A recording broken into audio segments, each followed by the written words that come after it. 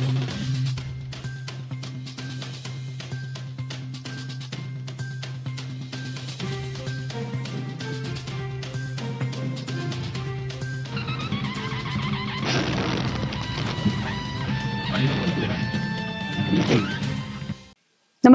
आपण पाहता Hirkani news. Hirkani news प्रत्येक क्षण ताज्या घडामोडी आणि महत्त्वाच्या प्रत्येक बातमीसाठी नेहमीच माघार नाहीच. आता चर्चा फक्त मुख्यमंत्र्यांशी. आदिवासी विद्यार्थ्यांचे आंदोलन अधिक तीव्र. शासकीय वसतिगृहाच्या प्रवेशातील वयाची अट शिथिल करावी. शासन निर्णय घेताना विद्यार्थ्यांच्या सूचनांचा विचार करावा. शासकीय वसतिगृहे शहराच्या मध्यवर्ती आणि सोयीच्या ठिकाणी असावीत. आदिवासींच्या आरक्षित पदांचे संरक्षण आणि रिक्त पदांच्या भरती तातडीने पूर्ण करा. अशा विविध मागण्यांसाठी आदिवासी विद्यार्थ्यांचे आंदोलन सुरू आहे.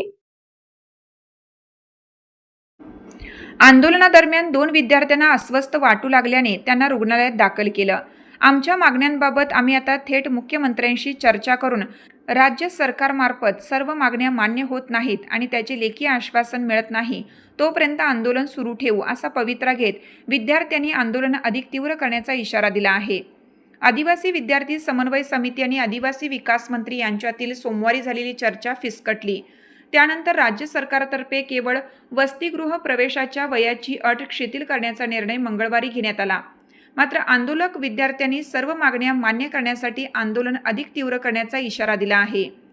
दरम्यान आंदोलनातील 2 विद्यार्थ्यांना अस्वस्थ वाटू लागल्याने त्यांना रुग्णालयात दाखल करण्यात आलं आहे. मांजरी येथील आदिवासी विभागाच्या वसतिगृहातील विद्यार्थ्यांनी गेल्या 13 दिवसापासून वसतिगृहासमोरच आमरण उपोषण सुरू केलं आहे. विद्यार्थ्यांच्या मागण्यांबाबत आदिवासी विकास प्रकल्प आयुक्त, उपायुक्त, प्रकल्प अधिकारी आणि आंदोलक विद्यार्थी यांच्यात चर्चेच्या अनेक फेऱ्या झाल्या. मात्र त्यातून मार्ग निघाला नसल्याने एक समन्वय समिती स्थापन करण्यात आली.